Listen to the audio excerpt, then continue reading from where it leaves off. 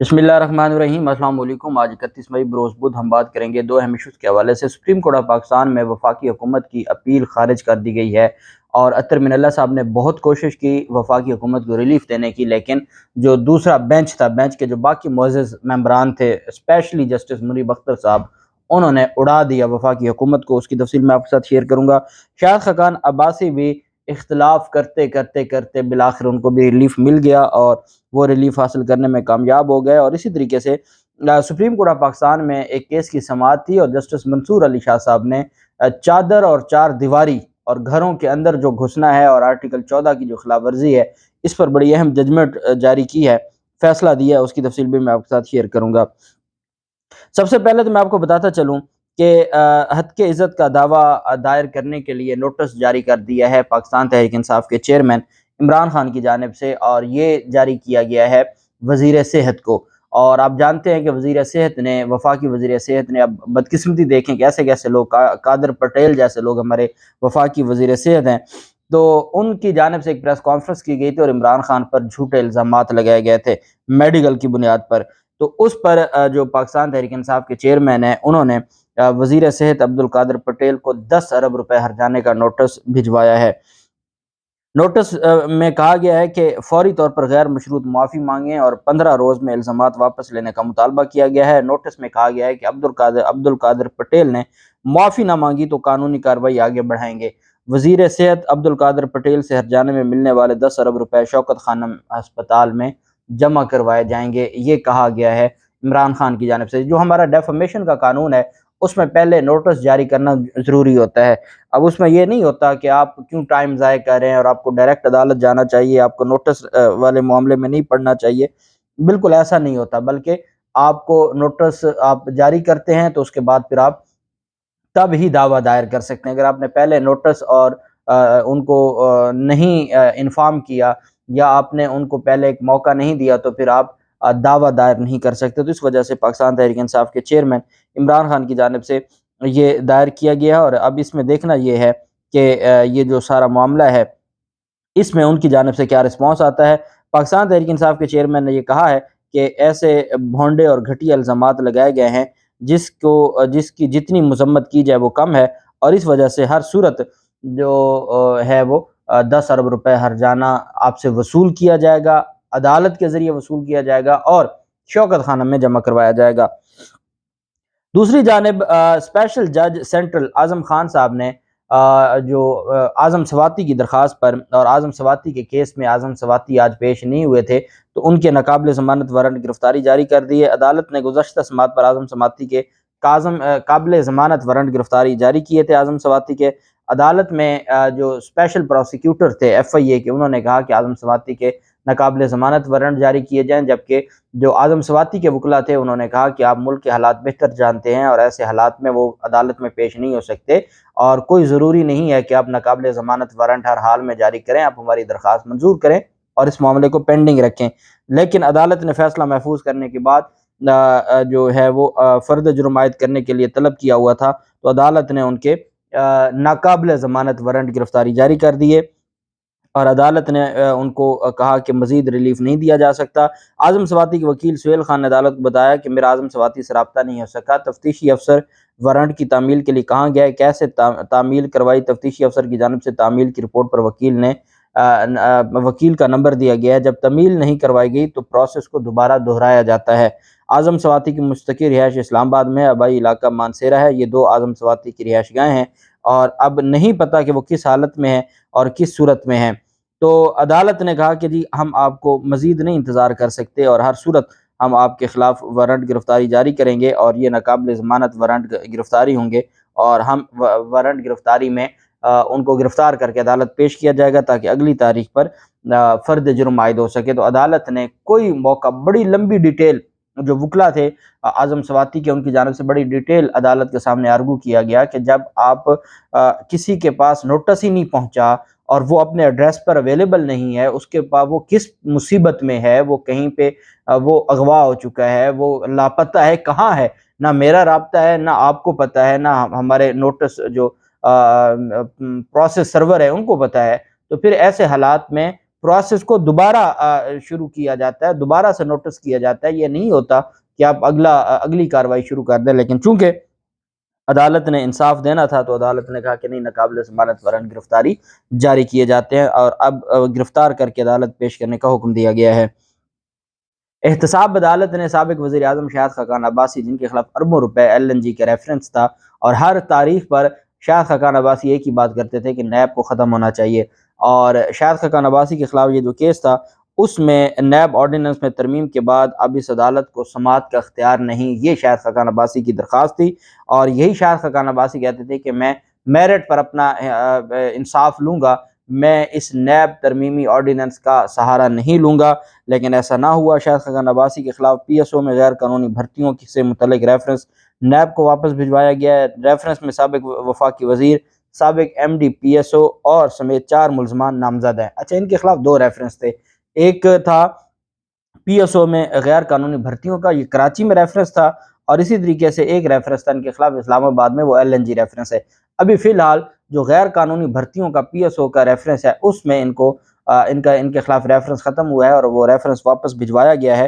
شریک ملزم شیخ عمران الحق نے ریفرنس واپس نیب کو بھجوانے کے لیے درخواست دائر کی تھی، جس پر عدالت نے فیصلہ محفوظ کیا تھا. احتساب عدالت میں جو ہے وہ یہ کہا گیا کہ ہم ہر صورت، احتساب عدالت نے کہا کہ ان کو بھی انصاف ملنا چاہیے، اور جب نیب ترمیمی آرڈیننس آ گیا تو جب باقی لوگ فائدہ اٹھا رہے ہیں تو ان کو بھی فائدہ ملنا چاہیے، اور اس وجہ سے وہ جو ریفرنس تھا وہ واپس بھیج دیا گیا.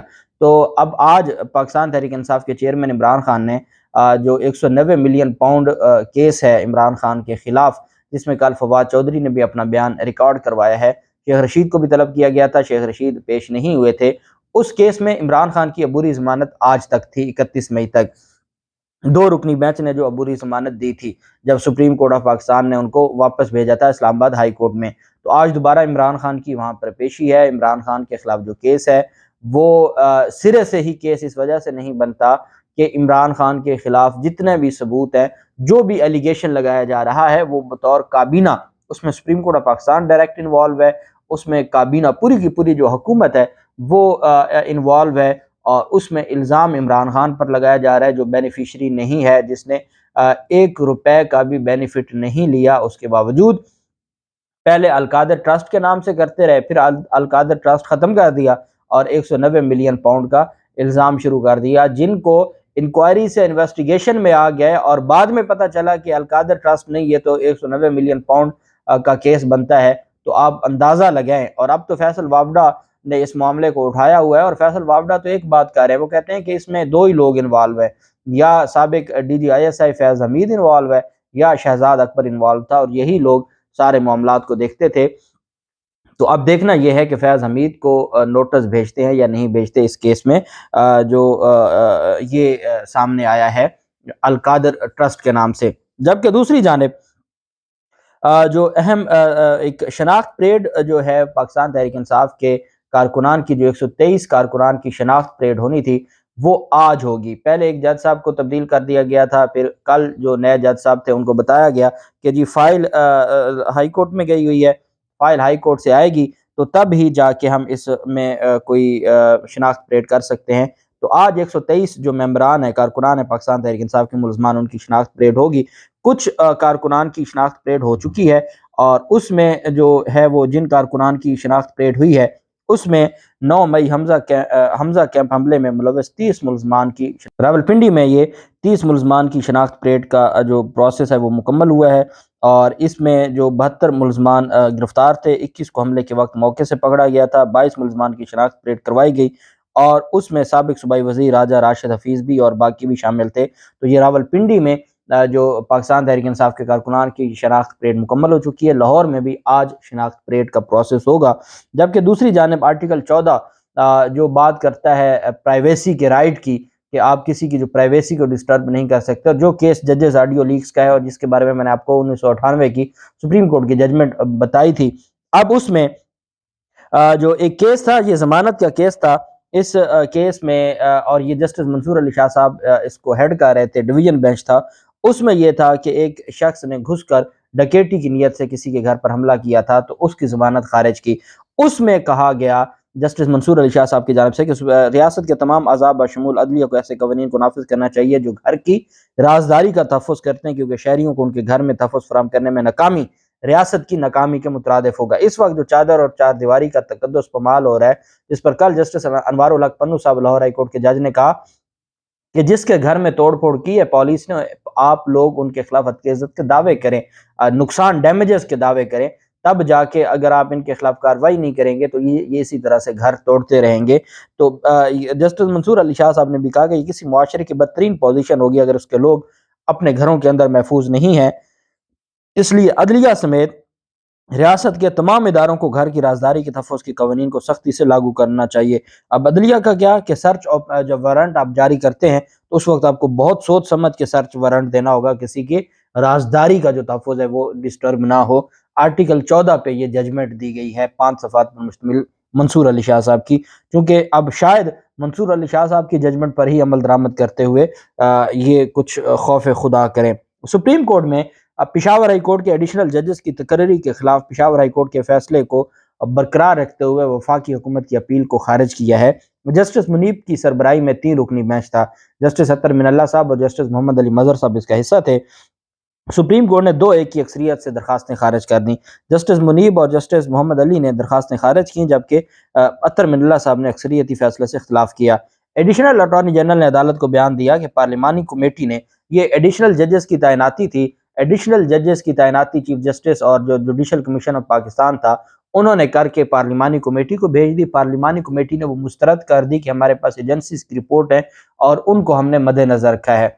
तो उस पर फिर पेशावर हाई कोर्ट ने कहा कि पार्लिमानी कमेटी के पास ये इख्तियार नहीं है कि वो चीफ जस्टिस की नामजदगी को मुस्तरद करें।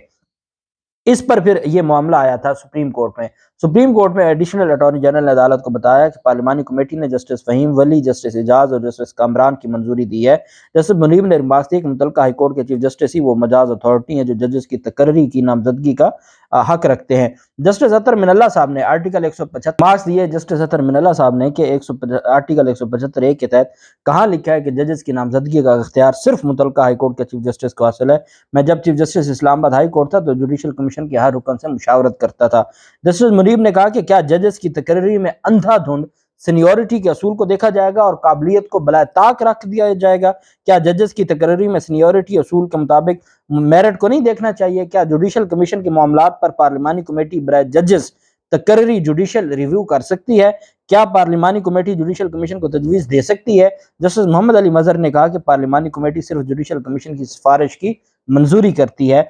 इस पर जो अदालत ने जस्टिस अतर मिनल्ला साहब ने वफाकी हुकूमत की अपील को मंजूर किया, जबकि 2 जजेस ने वफाकी हुकूमत की अपील को मुस्तरद किया, और जिसकी वजह से जो तैनाती की गई थी पार्लिमानी कमेटी की जानिब से अपने जजेस की, उसको उड़ा दिया गया है सुप्रीम कोर्ट ऑफ पाकिस्तान की जानिब से। अल्लाह पाक पाकिस्तान का हामी नासिर हो।